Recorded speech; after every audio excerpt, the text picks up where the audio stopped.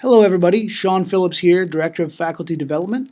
We are putting together a tutorial for loading your gradebook in the faculty portal. You'll see that little green apple and faculty access for the web. That's how you know you're in the faculty portal. And the first thing you want to do is make sure that your term is showing correctly. So if you're setting up for the fall, then you're going to need to change the term. That may say summer still. You can go into settings here and you can change your term in this list. Make sure that it says fall 2015. Click OK and you're all set. Now the first place you're going to go to work in the gradebook is you want to choose the course that you're setting up. You can see here I've got one student enrolled, and that's just a test student. It's a graduate course. And we're going to begin setting up the gradebook. The first thing that you're going to do is go to gradebook and then go under setup, and you'll see add grading scales. That's where you want to start. This should be already correct for you. You want to just look and make sure that you're set up under Piedmont's grading scale. It should be the standard scale that's set up there for you, 100, 92, 84, 76, 69. As long as that's okay, then you can go ahead and save it, and it should be all right. The next thing you're going to do is go to Gradebook and then Categories.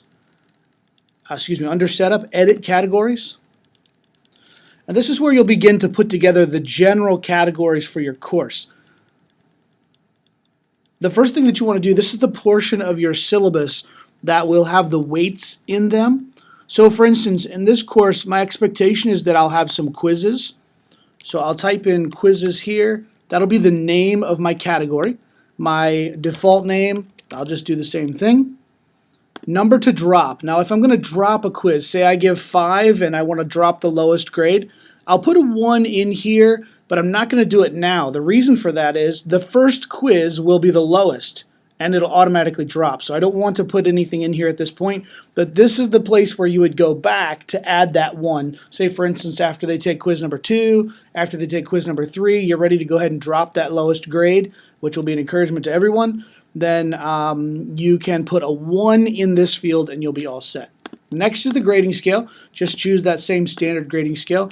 I use 100 points for everything because I don't work inside of a point system. I work in a percentage system. Now, just a little side note here. If you work in percentages, then you want to have this little checkbox right here checked. If you work in points, then you don't. This class is graded using category percentages. Otherwise, the sum of the assignments will be used. I always use percentages. Now, if this is checked and you use percentages, then you'll have a drop-down menu here that you can choose assignment grade averages instead of sum of assignment points. That just depends on how you set it up, how you want to use it. Just for instance, let's say that my quizzes are going to be 15% of my grade. The percent of the grade will show up over here. Now, there's the term factor here. You'll see it again when we do assignments. It means 2 different things in the 2 different categories. So basically what you want to do is just remember when you're setting up categories, use the percentage of the grade. So if you have in your syllabus a chart that tells quizzes are 15%, notes are 12%, exams are 30%, however that works, that's the number that you want to put in here. So when I continue and I add another category, so let's just do exams. I'm going to say exams here as well. Now you're not breaking out your exams. This is going to include exam 1, 2, 3, and 4 if that's how you do it, or the midterm and the final if that's how you do it. We're not going to drop any. Same here for standard scale. We're going to go with 100 points for each of those. I want to make sure that they are also working on percentages, but my exams are worth 35% of the grade. So what you're going to see is the calculation changes here to show that this is 30 and this is 70. Now, don't be concerned with that at all. Once this column equals 100%, these will all match these. Let's just go ahead and make that happen very quickly here. Let's say research project, and that grade might actually involve for you your drafts as well as the actual research project. Same thing, standard scale, 100 points. Assignment of grades. I'm making mine averages. Now just remember, if you use points, you're going to want that one instead of the other one. And let's see, it looks like we're lacking 35, 40, 50. It looks like we're lacking 50 points. Let's just go ahead and make this a 50 to show how this works. So once I do that, you can see now that the grades on this scale, which is the percentage of grade, matches this. So once this equals 50, those will match each of them, and you're all set. Let's just move from there. So I'm going to go ahead and click Save. And my categories are set up. I can tell that because there's a sample calculation down here at the bottom. And I'm ready to move on and put in my assignments. There's really 3 parts to this tutorial: grading scale, categories, and then assignments. We'll go up to gradebook.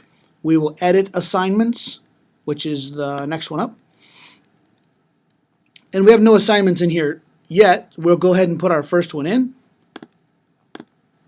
And we're going to put in our student due date. We've got the little calendar here. We'll grab that. And let's say our student due date courses start on the 25th if this is an on-campus class. So it really doesn't, you're going to have your own due dates. But let's just say this one's due on the 26th. Let me mention that this is very, very important because this due date will show up in the student side of the portal. They have a calendar for their assignments, and as long as you put a due date here, that's going to put it in their calendar on the right date. The category we're going to choose, those are the 3 options that we just created. Let's create quiz number 1. So this is going to be quiz 1. Maximum points. Factor is 1. So for your assignments, go ahead and use 1 for the factor all the way through. We'll just leave it as 1. Basically, what we're saying is there's only one quiz 1. All right, description, this is just going to be quiz over chapter 2.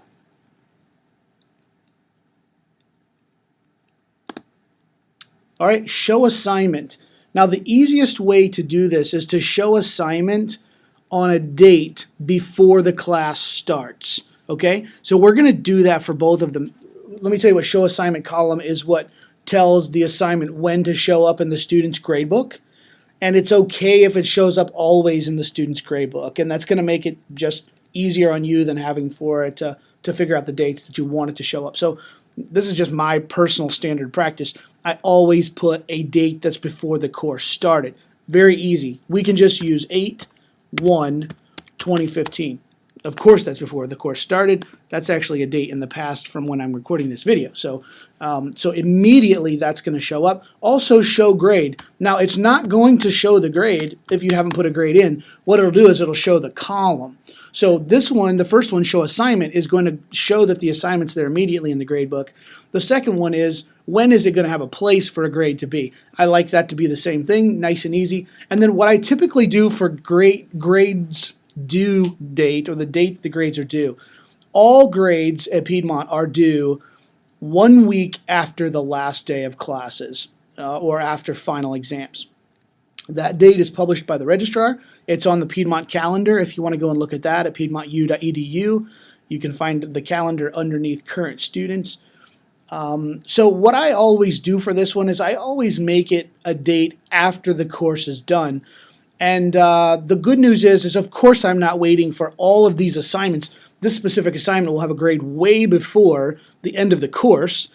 But if I put that due date way out there and then I just go ahead and keep my grades coming regularly, which by the way, you need to keep your grades coming regularly, then it'll work out well. So this course is going to be done because it's a fall course. I'm sure it's going to be done by Christmas Day.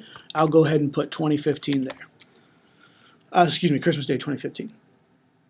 Okay, so since we've got everything filled out, we're going to go ahead and save that. Now, when I put quiz 2, 3, 4, 5, 6, 7 in here, however many I have, it's going to automatically divide the number into the percentage that I used for the quizzes. I think we said quizzes were 15% in our categories. So it's going to take my 6 quizzes or my 10 quizzes, whatever it is, and it's going to calculate all that into that category at 15% of the final grade. Now, what I really want you to see is I want to show you what this looks like on the student's side. So we've got the student portal here. Listen, you're not probably ever going to see this page unless you happen to be a PhD student while you're teaching. But we're going to go ahead and look at what Mr. Grad Test sees on his side. Our course is going to show here. We can see that quiz 1 is an assignment that's coming up in this particular course. We can see that exams are 35% of the grade, quizzes are 15% of the grade, and our research project is 50% of the grade. And he can see when that quiz is coming up. Now, if like me, you have a tendency to give pop quizzes, what I'll do is I'll create, in one particular class I'm thinking of, we have 4 pop quizzes. I'm just going to create this to be the first day of class, which I think in this particular class setup that we're working with was the 27th. And so that's going to always show at the bottom of the student's portal. So just to give you a feel what students see, it's really important that your syllabus is already uploaded in PDF format. Students will see that here. They'll also be able to see any announcements that you create for the course. Okay, so that gives you an overview of how to set up the gradebook. I hope this has been a helpful tutorial for you. Once again, if you have any questions, my name is Sean Phillips. You can email me, phillipss@piedmontu.edu, or you can call 336-714-7966, 336-714-7966. I look forward to helping you. Lord bless.